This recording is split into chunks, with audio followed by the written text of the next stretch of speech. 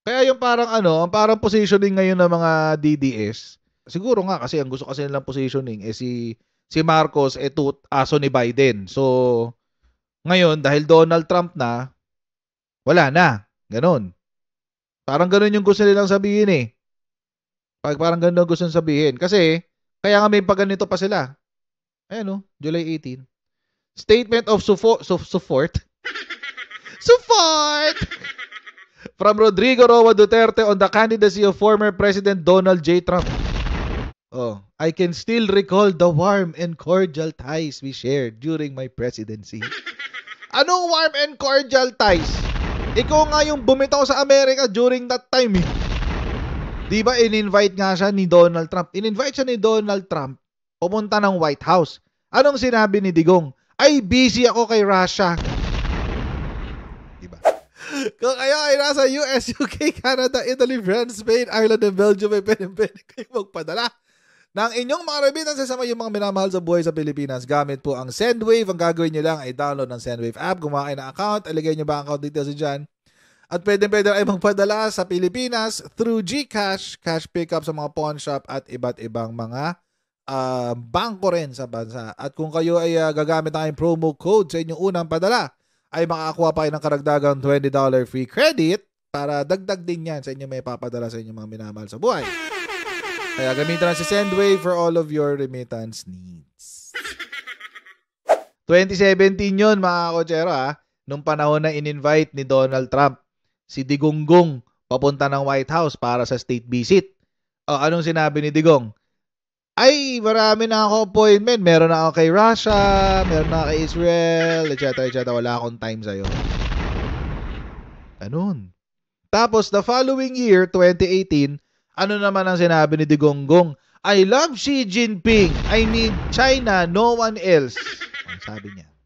Tapos, nagbanta pa siya kay Donald Trump. Ang sabi niya, kung tao dito, ika-cancel ko na yung BFA. Ika-cancel ko na yung BFA. Sabi niya. Ika-cancel ko na yan. Ano sinabi ni Trump? Ganun ba? Ika-cancel nyo? O di good. Wala akong gastos. Tapos ngayon, parang ang gusto nilang palabasin, parang, ay, close talaga si Digong tsaka si Donald Trump. Buti na lang. Di ba yan din sinasabi ni Harry Roque? BFF daw ni Digonggong si Donald Trump. Hello? Hindi nga na sinuporta ni Digong si Donald Trump eh. Pero mga kotsero, kaya lang gumaganyan niya si Digong kasi syempre, wala na siya sa kapangyarihan. So, nagpapa-cloud chaser siya. Kailangan niyang magpaka bida-bida. Ang hindi nila sinasabi sa mga Pilipino, mga kotsero, Trump could care less about Duterte. Bakit? Hindi naman na siya presidente. And even then, mga kotsero, ito tanong ko lang naman, akala ko ba, kayo mga DDS, galit kayo sa Amerika? Diba? Imperialista yung Amerika. Sinakop tayo niyan dati ng Amerika. Diba? Si China, hindi naman tayo ginagalaw eh. Kaya nga dapat maipagkaibigan tayo kay China kaysa sa Amerika eh. Diba ganun sila? Tapos ngayon, biglang malakas si Trump. All of a sudden, magkakampihan sila bigla sa Amerika. Sobrang love na love talaga ni Donald Trump si Tatay Digong. Ganun. Kung hindi nyo gusto ang Amerika, dapat ayaw nyo rin kay Donald Trump. Alam nyo kung bakit? Kayo mga DDS? Hindi nyo kasi alam to eh. Pag si Donald Trump naging presidente ng Amerika, tataasan niya to 200% ang tariff ng e-vehicles ng China na ini-import papuntang Amerika. Alam nyo ba yun? Magkakaroon ng economic warfare ang China at Amerika pag si Donald Trump umupo. Carry nyo? Mamili kayo, Donald Trump o Xi Jinping? Ano pa? Tataasan din yung tariff ng mga lahat ng goods. If I'm not mistaken lahat ng goods na papasok mula China papuntang Mexico tapos papasok ng Amerika. Kasi ginagawa raw loophole yung Mexico. Si Mexico i-export ni China papunta kay Mexico, tapos si Mexico i-rebrand tapos ipapasok ng Amerika. Para daw makaikot ng tariffs. So ang gagawin ni Donald Trump, if I'm not mistaken, tataasan ng 25% yata yung tariff. Ano na lang sasabihin nyo kay Donald Trump niyan? Kung meron mang sobrang anti-China, si Donald Trump yun. Si Donald Trump yun. Akala nyo ba yun? Obviously, etong mga DDS vloggers, ang gusto lang naman talaga nila, ikabit yung pangalan ni Donald Trump kay Digong. Hindi alam ng mga DDS yan. Ay nako, pag nalaman ng mga DDS yan, tapos meron tayong Mutual Defense Treaty with America. Tapos Donald Trump ang presidente. Tapos alam niya na China yung gustong manggulo dyan. Syempre, iisipin niya, negosyo. Di ba? Negosyo isipin yan. Paano ko pa iipitin ang China? Yun na isipin yan. Dati paggalit sa Dati paggalit sa China yan eh. Ang daming di ba, tawag niya sa COVID-19, China virus. Di ba? Di ba? Tawag niya sa COVID-19, China virus. Kaya galit na galit sa kanya si Xi Jinping. Kaya galit na galit si Xi Jinping kay Donald Trump. Tapos yung CFO ng Huawei, inaresto. Walang yan. Trade war ang mangyayari pag si Donald Trump ang nanalo. Trade war with China. Ano na lang sasabihin ng mga nyo yan, yung mga DDS vloggers, ano na lang sasabihin ng mga principal nyo yan. Ngayon mga kutsero, hindi pa dyan natatapos. May problema talaga tong mga DDS vloggers. Alam nyo kung bakit. Kasi, etong sabi ng balita kanina, US to support Philippines efforts to resupply BRP Sierra Madre.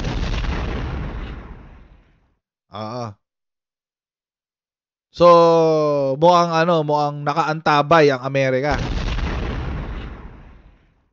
Pero may caveat to. Meron lang caveat to mga kutsero kasi panoorin natin to. Sa Aspen Security Forum. Jake, great to see you. Well, first of all, just on the point of the Mutual Defense Treaty, we've made clear that it applies to public vessels in the South China Sea.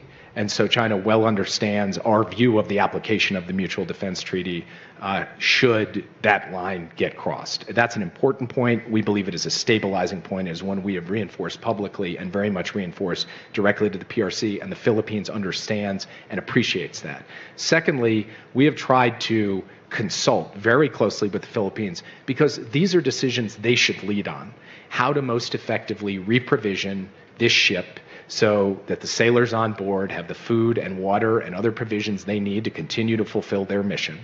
And we will do what is necessary with the Philippines to see to it that that happens. But in terms of specific concepts of operations or the exact way in which the United States would be engaged, our preference is to have the maintenance of the status quo there, the capacity of the Philippines to do these resupplies. We will continue to support the Philippines and stand behind them as they take steps to be able to ensure that. And I will be very cautious about speaking about hypotheticals should we have to get to it, because the most important thing right now is to see de-escalation and to see the ability of the Philippines to do resupplies. We believe that is achievable, and we are going to drive to make that happen. About a year and a half ago, a little bit north of here, we have seen them respond when we go to them to say, here's a bank that's facilitating a transaction that has concerned us. We have seen them respond to that. But writ large, the picture is not pretty. China continues to be a major supplier of dual-use items to Russia's war machine. And dual-use items is kind of an abstract term. It's a good Washington term. What it means, it's the implements, it's the instruments that go into the weapons that are killing Ukrainians and oppressing Ukraine. And we think China should stop because we think it is profoundly outside of the bounds of decent conduct by nation states, and China should not be on Team Russia when it comes to the war in Ukraine. So there are targeted ways in which they are responsive, but the larger picture continues to travel in the wrong direction from my perspective, and we have made no bones about that. We've been quite public and transparent about it, and we, of course, say that directly to them in dialogue as well, and so do our European partners. And the NATO summit made a very strong statement on this issue publicly, which I would reinforce here. In terms of next steps... Thank you, Jake. Sabi ng balita, the United States will do what is necessary to see the Philippines is able to resupply yung BRP Sierra Madre. White House National Security Advisor Jake Sullivan said on Friday, July 19, Sullivan said the US would prefer, ito lang yung caveat. Ito yung sinasabi ko sa inyo caveat. The US would prefer that the Philippines conducts the resupplies of the small crew on the warship Sierra Madre, which Manila beached in 1999 to reinforce maritime claims in the South China Sea contested by China. Sabi niya, ito. First of all, just on the point of the MDT, we've made clear that it applies to public vessels. So, lahat ng klaseng barko, mag-a-apply daw yan. Public vessels. I mean, well, public vessels that are operated by the state. Or vessels operated by the state. So, yung sa Coast Guard, yung sa Navy, etc., etc. Any and all of those. Tapos, so pasok daw yun sa Mutual Defense Treaty. Okay? Tapos, in the South China Sea, so China well understands our view of the application of the Mutual Defense Treaty should that line get crossed. Okay, so yun daw ang important point. Pero, again, this is the caveat. Ito yung caveat eh. We have tried to consult very closely with the Philippines because these are decisions they should lead on. Yan. Ito yung caveat. Ito yung caveat, mga kochero. Pagdating daw sa resupply ng BRP Sierra Madre, hindi raw Amerika ang mangunguna, Pilipinas. Hindi Amerika ang magte-take ng lead dyan. Parang ganun. Parang ganun ang sinasabi ng National Security Advisor ng Amerika. How to most effectively re-provision the ship so that the sailors on board have the food and water and other provisions they need to continue to fulfill their mission.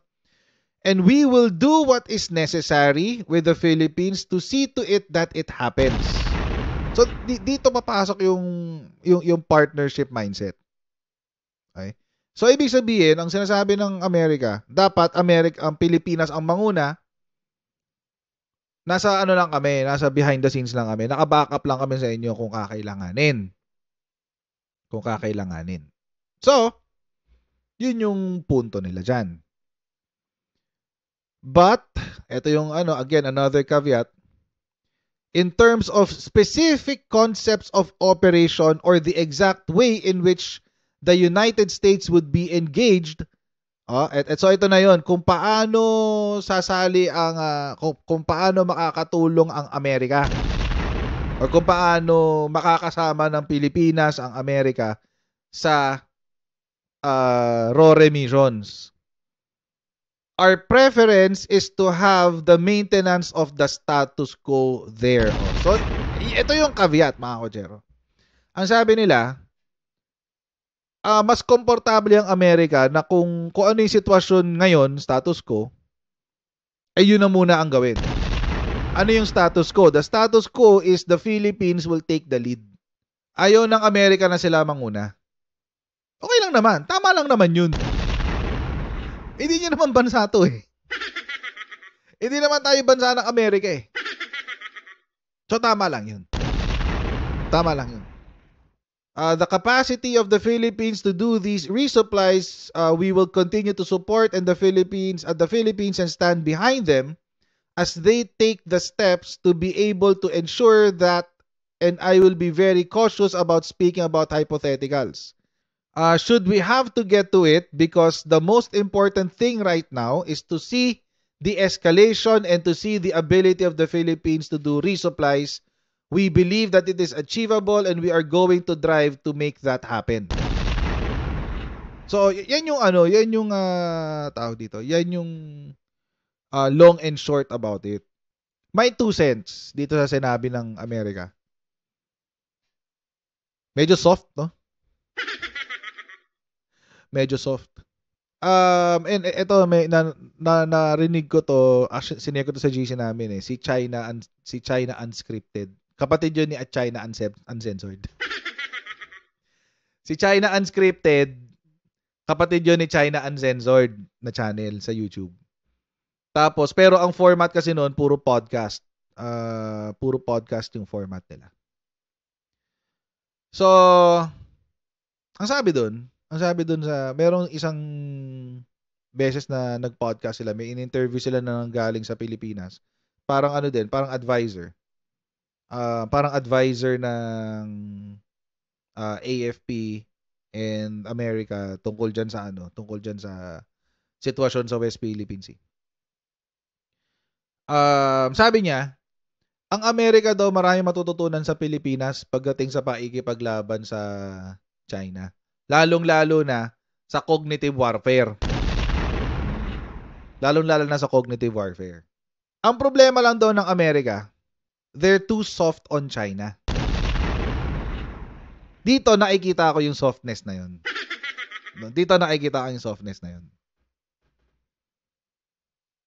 Kitang-kita ako dito. Although, syempre, nag-ano si Amerika. Sinabi ni Amerika, oh, sige, we will partner with you. Don't worry, nandiyan kami. We're right behind you. Pero medyo soft Medyo parang, kung tulong kayo, di tulong kayo. Wala na kayong kabyat. May mutual defense treaty tayo Di ba? Pero medyo nga lang dito, although nandoon siya, ito yung siguro nag-iingat lang din si National Security Advisor ng Amerika. Ayun, kasi sinabi rin niya, I will be very cautious about speaking about hypotheticals. Should we get to it, kung sasama daw si Amerika, the most important is ma-de-escalate at makita muna yung kakayanan ng Pilipinas kung paano magre-resupply. Paano mag-resupply pala ng BRP Sierra Madre. Now, medyo gets ko yan. Siguro, one of the reasons kung bakit nag-iingat din si National Security Advisor kasi ayaw nila na ma-misquote sila. Lalo na ng mga DDS Bulagers at ng Chinese Communist Party. Kasi, syempre nga naman, kapag nagsalita sila ng masyadong strong na statement, ang dating parang, ba't kayo yung nangunguna? Bansa nyo ba yan? Pilipinas yan Tapos sasabihin na naman, magkakaroon ng materyales ang China para sa propaganda. That's one way of looking at it. Another is, right now, dahil siguro nasa political transition pa sila, ayaw muna lang magbitaw ng mabibigat na salita. Kasi syempre, iintayin pa nila yung directive ng kanilang magiging bagong presidente. Which alam mo mga kotsero, it's a virtual certainty na si Donald Trump na mananalong presidente sa Amerika come November. Kapag kailangan daw ng suporta ng Pilipinas pagdating sa resupply ng BRP Sierra Madre, nandiyan ang US to provide support. Now, ang kailangan na lang ma-determine is ano ba yung support? What kind of support will the US provide? Will it be makikisama sila sa provisioning sa RORE? I doubt. Hindi sila sasama sa RORE for sure. Malabo mangyari yun. Malabo pa yung sasabaw ng pusit. Moral support? Paano moral support? In the form of, tawag dito, makikisama sila sa joint patrols, maski dun sa mga controversial na maski dun sa mga highly contested areas. Tulad ngayon, nadagdagan pa ng isa, Sabina Shoal. May Ayungin Shoal ka na, may Sabina Shoal ka pa. So, will it include that? We don't know. Pero, definitely, support is there. And, hindi rin natin malalaman kung anong klaseng support ay bibigay nila. Nagkakagulatan na lang yan. Kakagulatan na lang yan. Pero, mga kotsero, another thing is this. Meron kasing medyo hindi man underappreciated. Pero isa sa mga hindi masyadong nire-recognize na kakampi natin pero malakas yun nakakampi. And ito, mga kotsero, feeling ko, ito mas feasible to kaysa kay Amerika. Kasi si US is all over the place. The US is in Israel, partially, nasa Ukraine, nasa Houthis. It's all over the place, mga kotsero.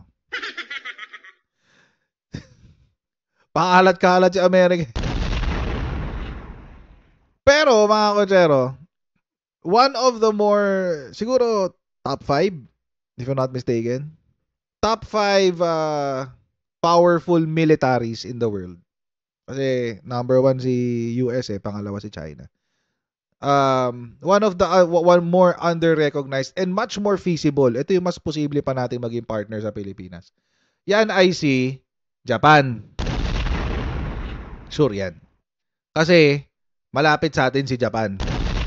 As in, nandyan lang siya sa taas. And alam naman natin, mga kotsero, na nagkapirmahan na sila ng ating RAA, Reciprocal Access Agreement. Oo. Nagkaroon na tayo ng RAA with them. And ngayon, mga kotsero, inaano na lang. Kumbaga, inaalam na lang yung details ng RAA.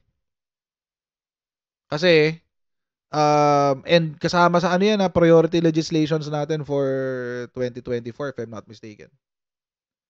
For the next half of the year, mukhang kasama sa priority legislation natin yung RAA, yung Reciprocal Access Agreement. Well, kasi si Japan, ayaw niyang tawagin military yung kanyang military. Defense force daw sila. Defense lang kami. Pandepensa lang kami, defense force lang kami, ha? Ganun yung nila, ganun ang positioning nila sa kanilang military. Although technically, it is still a military. Kung tutuusin, military yan. Pero hindi pang offense. Mainly it's for defense. So alam naman natin yan, mga kotsero, recently nagkaroon tayo ng RAA or Reciprocal Access Agreement. So, it allows the armed forces of the Philippines and the Japanese Self-Defense Force to dramatically expand joint military activities, including large-scale drills, focus on enhancing interoperability and joint response to various contingencies, including disasters as well as armed conflicts. So, ibig sabihin, mga kotsero, if the Philippines is attacked, siguro may provision sa RAA na si Japan will also come to our aid. The RAA paves the way for the transfer and exchange of increasingly sophisticated weapon systems. This is especially notable as the Philippines modernizes its maritime forces amid the festering South China Sea dispute. Which actually, mga kotsero, naging controversial nga yung isang executive order ni PBBM dyan, di ba? Naging controversial na isa niya executive order kasi bakit daw pumapayag tayo ng donations? Bakit daw bibigyan ng pagkakataon ang military natin na tumanggap ng donations? Yun, si Aimee syempre ang kumustyon nun. Pero syempre, yung kasi mga kotsero ay part nitong RAA kasi magbibigay magdo-donate si Japan ng mga military equipment niya sa Pilipinas. So to provide a legal framework para doon sa donation na yon, naglabas sila ng executive order tungkol diyan. That's very important. In fact, mga kotsero, ito po example. Magde-deploy na sila ng mobile radar site sa Philippine Sea. Yung, tawag ito? Japan. Ayun, no? Mobile radar defense. The Japan Self-Defense Force has stationed a mobile radar defense system on Kita Daito Island in the Philippine Sea to expand Japan's capabilities in the area. The 31st Marine Expeditionary Unit held a live fire exercise on Wednesday, and the Russian Navy Pacific Fleet wrapped up its joint drills. Ito kasama to nung China recently. Hindi ko alam tong Kita Daito Island. Saan kaya to? Anyway, asa may Okinawa. Ayan. Para para palakasin yung tulong din sa atin niya kasi syempre merong information sharing yan eh. So, that's good. Actually, hindi lang yan. Hindi lang yung RAA na pirmahan natin recently. So, yung RAA nung etong July, sa Japan. New Zealand, meron din tayong pinirmahan nung June. Mutual Logistics Support Agreement with VFA-like pact publicly mentioned as under consideration. Pinirmahan yan yung June. UK naman, MOU on Defense Cooperation, January 2024. Canada, MOU on Defense Cooperation na may development na parang VFA. Signed January 2024.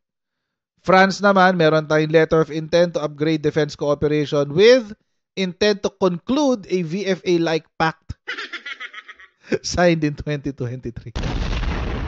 So marami na tayong nabibuild na partners when it comes to our defense.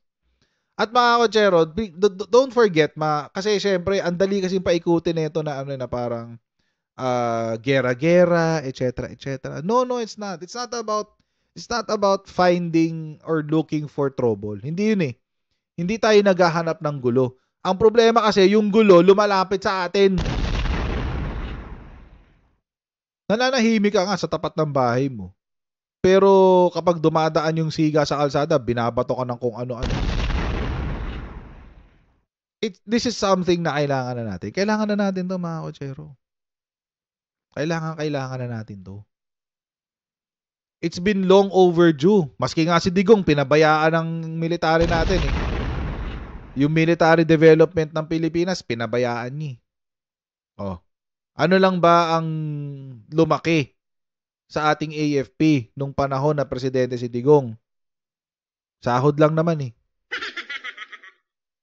Pero yung capacity, hindi.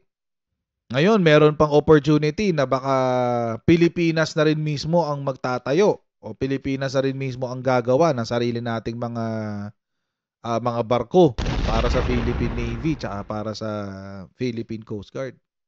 Mas maganda yun. Mas maraming trabaho sa Pilipino yun, di ba? Dapat nga, kinokontract na ng mga ng DND natin yung mga ganyang klaseng negosyo. Kasi mga kotsero, total naman, may kakulangan tayo since we are an archipelago. 'Di ba? Kailangan natin ng marami talagang barko pang Coast Guard. Pangbantay ng ating mga isla-isla. Ang problema, ang tagal natin pinabayaan. Pero ang di natin alam mga kotsero, meron pala dito sa Pilipinas na shipbuilding industry. Akalain nyo yun? Ako hindi ko alam eh. So ngayon, kung meron namang ganyan, di ba? Why not? Dapat umu-order na nga yata, dapat umu-order na dyan yung ano eh. Pero recently, yung ang ginagawa yata nung mga taga Cebu, ang ginagawa yata nila doon muna is refurbishing. Yun muna yata ang ginagawa. So, eventually, sana yan, sana lumaki. Sana lumaki.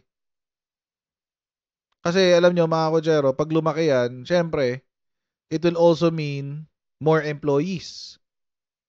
Pag maraming empleyado, maraming may trabaho. Di ba? Pag maraming may trabaho, maraming may pera. Pag maraming may pera, kokonti ang mahirap. Ano naman kasimple yun eh.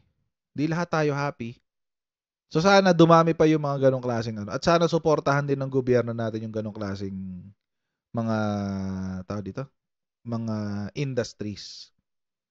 Umpisahan na lang ng gobyerno natin. Total naman, 'di ba? Total tayo yung gobyerno may pangangailangan eh. Mali ba natin? Mali natin in the future tayo na yung magbebenta abroad ng mga barko, 'di ba? Total. Yung mga ibang coastal states na ang bibili sa atin ng mga tao doon. Yung mga Acero class. Acero class ba tawag doon? Yung mga maliliit. May interview kanina yung Japanese ambassador. Yung Japanese ambassador. Tungkol dyan sa RAA, Reciprocal Access Agreement. Panoorin natin yung interview niya. Ipinasilip ni Japanese Ambassador Endo Kazuya sa aking eksklusibong panayam ang ilang nilalaman ng Reciprocal Access Agreement o RAA, ang mala VFA na kasunduang magbibigay daan sa pagpasok ng mga sundalong Hapon sa bansa. Iginit din niya na gaya po ng Pilipinas, patuloy na poprotektahan ng Japan ang teritoryo nito. Narito po ang aking eksklusibong pagtutok.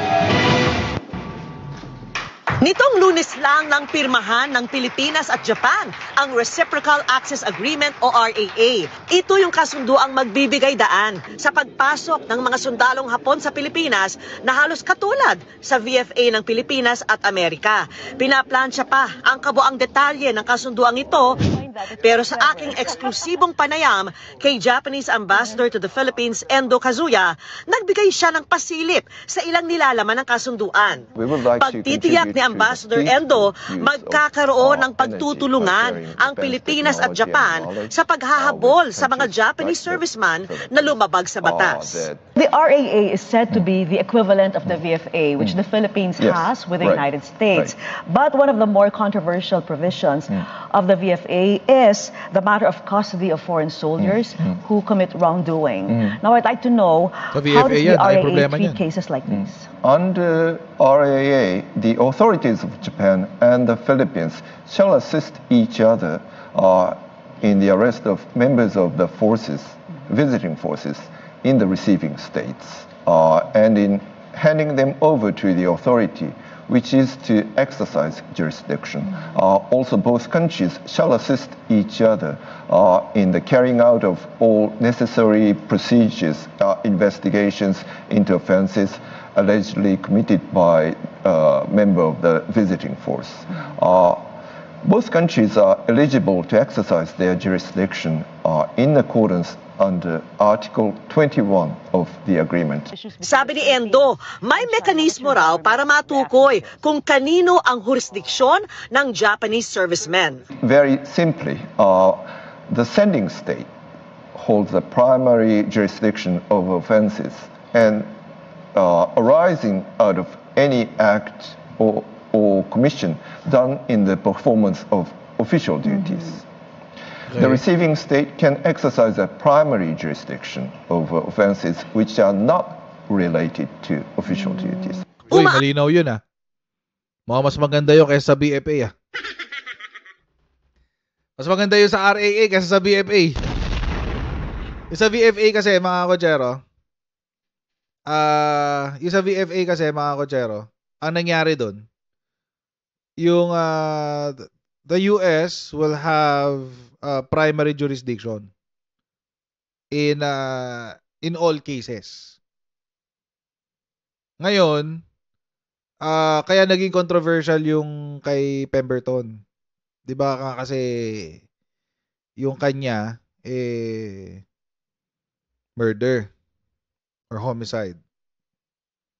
Outside of outside of the military base. So, kaya naging controversial or at least yung kung nasaan yung activity ng VFA. Kaya naging controversial yun kasi sa sa VFA, if I'm not mistaken, if I remember it correctly, lahat ng offenses occurring within the jurisdiction of the US, whether it is in the act of duty or not, ang primary jurisdiction nasa Amerika. Basta it is committed within the jurisdiction of the US, meaning kung base yan sa loob ng US base, yun, jurisdiction nila yun. If I'm not mistaken I could be wrong, pero yun ang pagkakaalala ko dyan. Yung kay Pemberton, ang nangyari siya outside of the base. So, nagkaroon ng balikan dyan ng Amerika at ang Pilipinas kung sino makaka-jurisdiction dyan kay Pemberton. By the way, mga kawotsero, alam nyo ba, sino nagpalaya kay Pemberton? Kasi eventually, na-convict si Pemberton dito sa Pilipinas. At tapos nagsiserve siya ng kanyang tawag dito? Ng kanyang penalty o ng kanyang sintensya dito sa Pilipinas. Sino nagpalaya kay Pemberton? Si Digong. Si Digong nagpalaya kay Pemberton, guys. Si Digong, kaya nagalit ang mga nun. Kasi syempre, tawag dito, kasi syempre, jurisdiction ng Pilipinas yan Na-pardon siya, if I'm not mistaken Pardon ba? O parang pardon. Nagkaroon siya ng pardon. Si Digong, pinardon si Pemberton. Yun, kaya nakabalik ng Amerika. Ano kaya masasabi ni Roque doon? Kasi si Roque yung si Roque yung abogado ni Pemberton. Ay, nung kalaban ni Pemberton, yung LGBT. Ano kaya masasabi niya doon? Naalala pa kaya niya yun? Anyway. Tuloy natin to. Pero dito sa VFA, sa RAA, mukhang mas malinaw. So, every act that is committed within the line of duty dito sa RAA. Basta line of duty. Kapag may act or violation, criminal act or violation or negligence committed within the act of duty or within the bounds of his active duty, si sending state ang may jurisdiction, meaning si Japan. Kapag outside of duty, let's say nag-happy-happy, nagiinuman, may nakaaway, pinukpok niya, napatay niya, yun, si receiving state naman ang may jurisdiction, primary jurisdiction. So, etong kay RAA mas malinaw kaysa kay BFA. Kaya yun. Pero alam niyo, matagal ko ng question yun bakit kaya pinalaya ni Digong si Pemberton? Ano kayang interest nun? No? Bakit kaya? Hindi ko naiintindihan Akala ko ba galit sa Amerika? Anyway, tuloy natin. Aasa si Endo na sa pamamagitan ng RAA, lalo pang mapapalakas ang pagtutulungan ng Pilipinas at Japan. Can you tell us how soon we can start seeing some activity as far as the RAA is concerned? It depends on the approval process of our respective Congress and Diet in the respective countries. But I hope that we can further promote the defense and security cooperations in the near future. Sa aking panayam, tinanong ko si Endo tungkol sa pagsabi ng China na hindi dapat nakikialam ang Japan sa usapin ng Pilipinas at China kaugnay sa West Philippine Sea. Yan ay matapos kundinahin ng Japan ang agresibong aksyon ng China Coast Guard sa Philippine Navy kung saan isang sundalong Pilipino ang naputulan ng daliri. China issued a statement saying that Japan has no right to meddle in maritime issues between the Philippines and China. What's your government's reaction to this?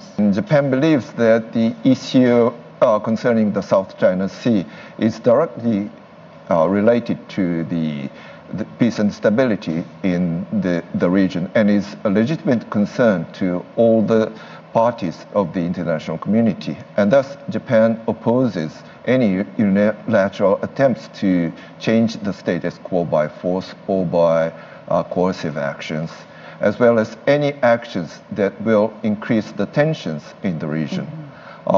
This is why Japan reiterated serious concerns over repeated actions which obstruct freedom of navigation and increase regional tensions, including recent dangerous actions in Ayungin Shoal that resulted in damages to the Filipino vessel and injuries to the Filipinos on board. I'd like to know, what does Japan have to gain from making a stand as far as this issue is concerned? Right. For us, upholding the rules-based maritime order in this region particularly is in the interest of Japan. And it is very much important for us to support the country that is respecting the rules of law in the maritime sphere. I'd like to know, Mr. Ambassador, what can the Philippines learn from Japan as far as dealing with the situation is concerned? I think we are facing very similar challenges in the maritime sphere, Sa Senkaku East Islands China naman Sea, siya. South China Sea. But at the same time, the situation in Japan and in the Philippines are not exactly identical, of course. Japan and China has established some frameworks, like including fishery treaties or the rescue agreements between the two countries. So that might be something that we can work together. Yun. Ang problema kasi mga kotsero sa Pilipinas tsaka sa China, kasi si China may kailangan kay Japan. Kaya willing sila maipag-usap kay Japan. Ang problema natin kay China, they need nothing from us. Wala silang kailangan sa atin. Legit yan, legit. Kahit kanino nyo yung tanong. Walang kailangan sa atin ng China. Imagine mga kotsero, magkano ang inaangkat ng, ilan lang ang inaangkat ng China sa Pilipinas? Yun yung sinasabi ni Japanese ambassador. Magkaiba yung sitwasyon ng China tsaka ng Japan because yung isda, yung seafood ng Japan binibili ng China. Take note mga kotsero, ang China wala silang sariling pagkain. Maniwala kayo mga kotsero. Walang sariling pagkain ng China. Ang kanilang karne binibili nila sa Australia. Yung seafood nila, binibili nila sa Japan. Ang kanilang grains and everything else, barley, etc., binibili nila sa Amerika. Wala silang pagkain. Kaya nakakatawa tong setup ni China eh. Inaaway-away niya sa Amerika, pero kailangan niya yung pagkain ni Amerika. Inaaway-away niya si Japan, pero kailangan niya yung pagkain ni Japan. Inaaway-away niya sa Australia, pero kailangan niya yung pagkain ni Australia. So, yun. So, technically, hindi tayo kailangan ng China. Kaya nga meron tayong trade imbalance. Ano yung trade imbalance? Mas marami tayong inaangkat simula China hanggang papuntang Pilipinas kaysa yung binibili ni China from Philippines papunta ng China. Tayo, we have nothing that China we have nothing to offer that China wants except West Philippine Sea. Except West Philippine Sea. Which, mga kotsero, sa opinion nila, kesa makipag-usap tayo kay Pilipinas, nakawin na lang natin. Yan. Kaya, siguro, kaya sinabi ni Ambassador kanina, yung mode ng treaty, etc., yun ang meron ng Japan tsaka yung China, which it worked for them kasi meron silang mutuality in their trade. Kumbaga, they need each other, kaya ganun. Ang Pilipinas, we have nothing like that. We have nothing like that. Imagine kaya nakakatawa pag sinasabi nila Harry Roque na ang biggest trading partner natin ng China. No. They're not our trading partner. They are our biggest sila ang ating biggest importer. Nag-i-import tayo sa kanila. Tama ba? Sila ang biggest nating importer. Tama. Kasi malaki ini-import natin sa kanila. Kaya going back dun sa issue ng West Philippine Sea, at the end of the day, mga Kochero, kahit gustong sumuporta ng Amerika, kahit gustong sumuporta ng Japan, kahit gustong sumuporta ng mga iba pang bansa dyan, at the end of the day, tayo pa rin ang dapat manguna. Tayo pa rin ang dapat manguna. Wala. Kasi they don't respect rule of law. They don't respect international law. They're not even respecting the human rights of their own people. Saan nakakita? Sabi ko nga sa inyo si Chinese Communist Party, pinakahiganting sindikato. So mga Kochero, maraming salamat sa inyong patuloy na pagsuporta sa ating channel. Huwag niyo po kalimutan mag-like, share, and subscribe. And I'll see all of you on our next live stream on Monday. Monday mga Kochero ha. Monday, 4 p.m. Sa oras po tayo ng SONA. So, magka-live stream po tayo noon. Tayo po ay magkakaroon ng live viewing. Sabay-sabay tayo manood ng SONA, mga Kochero. Huwag niyo po kalimutan sa inyo pong ano. Pero, okay lang din naman kung ayaw niyong sumama sa akin. Okay lang din naman yun. Anyway, what else?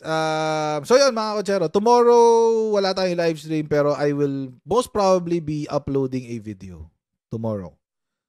So I'll see all of you on Monday sa SONA. God bless and see you.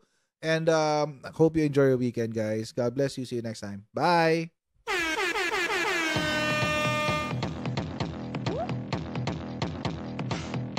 Ganun. Huwag natin gawing tanga mga Pilipino. Mas maganda kasi nasa lugar ka ng tama kaysa yung pinipilit mo yung pagkakamali.